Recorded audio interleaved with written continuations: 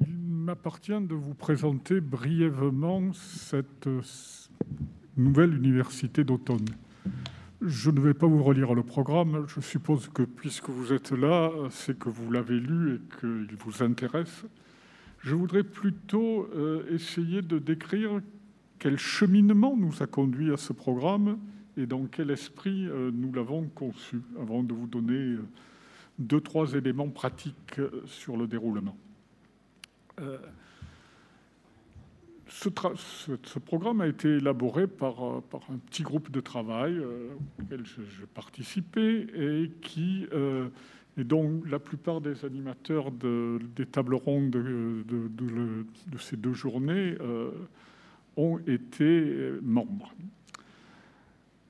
À l'origine, la réflexion sur la pandémie et l'idée qu'il fallait s'interroger sur les conséquences de cette crise sanitaire en n'ayant pas seulement un regard franco-français, mais en élargissant le regard au-delà de nos frontières et au plan donc international. Mais très vite, notre réflexion nous a conduit à considérer que la pandémie n'était qu'une crise globale parmi d'autres que nous avions connues.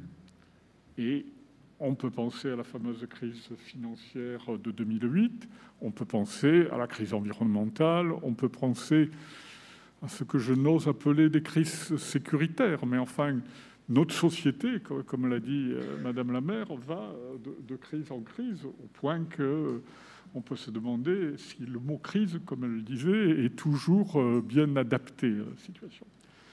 Et l'idée qui nous a guidés était que ces crises ont des conséquences similaires, notamment en termes de vulnérabilité, en termes d'inégalité, en termes de droits, de liberté. Et en même temps, elle montre de plus en plus les limites, si ce n'est les impasses du néolibéralisme, de conception individuelle et individualiste, et met en lumière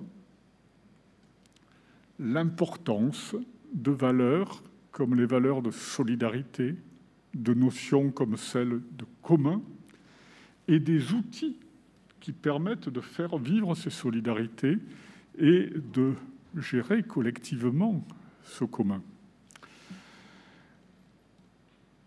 Enfin, ces crises ont montré aussi le rôle des sociétés civiles dans le monde, les contradictions auxquelles elles ont été confrontées, les formes de résistance qu'elles ont prises et les évolutions qu'elles ont connues et les perspectives que cela ouvre.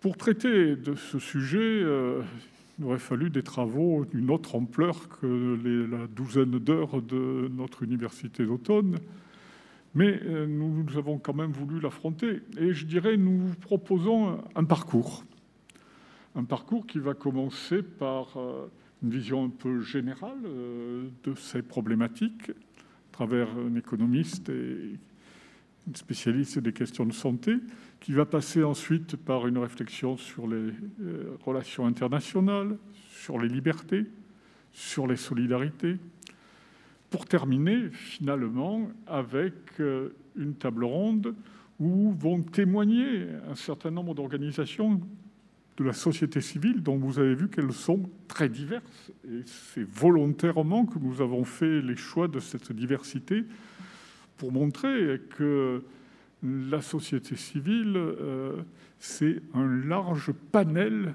d'organisations, d'engagements, et que tous sont importants.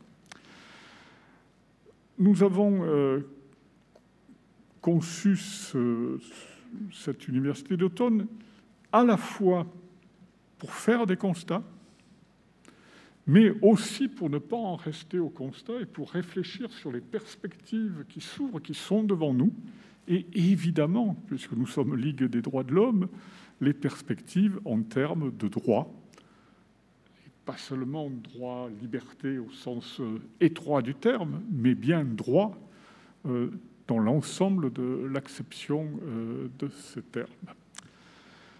Donc j'ai dit que je vous présenterai un peu le parcours, c'est ce que je viens de faire. Je voudrais même juste terminer par quelques éléments pratiques tout bêtes. Premier élément, le programme de la première table ronde de cet après-midi est assez sensiblement modifié par rapport à ce qui avait été annoncé. D'une part parce que Aurore Lalucq, députée européenne, n'était plus disponible. Et deuxièmement, parce que Bernard Thibault m'a averti hier qu'il avait un problème de santé qui l'empêchait de venir. On aurait donc deux intervenants.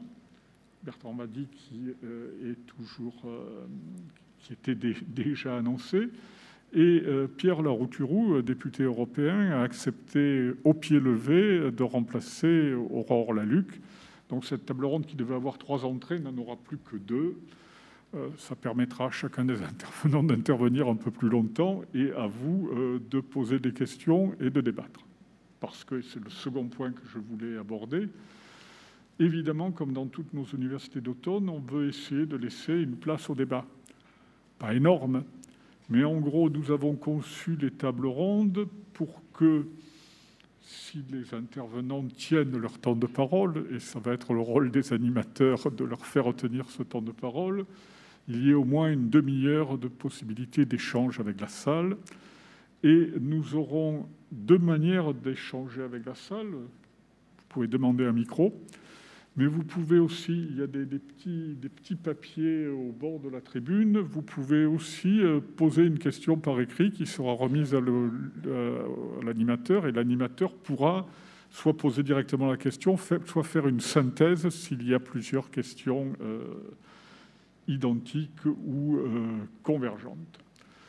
Écoutez, je ne vais pas être beaucoup plus long. Je vous remercie de votre présence. Ce n'est pas évident dans cette période de pandémie. Et c'est évidemment toujours étrange de voir une salle masquée, d'intervenir masqué. Mais en même temps, d'une part, c'est se conformer aux règles et la mairie qui nous prête gracieusement cette salle à édicter un certain nombre de règles, et c'est la moindre des choses que de les respecter.